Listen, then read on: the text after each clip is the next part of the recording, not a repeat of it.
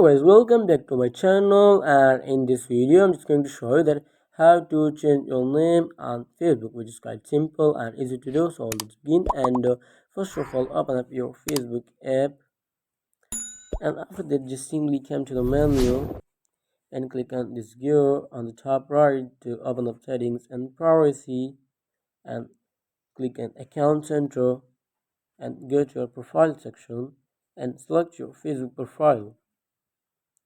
And here you can see the option of name on the right tab. Just simply tap on that option.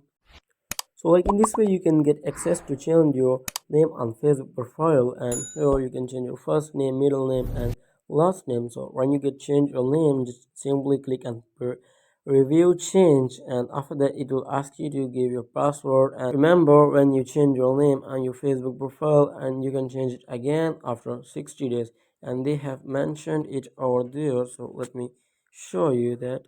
There you can see you cannot change it again for 60 days.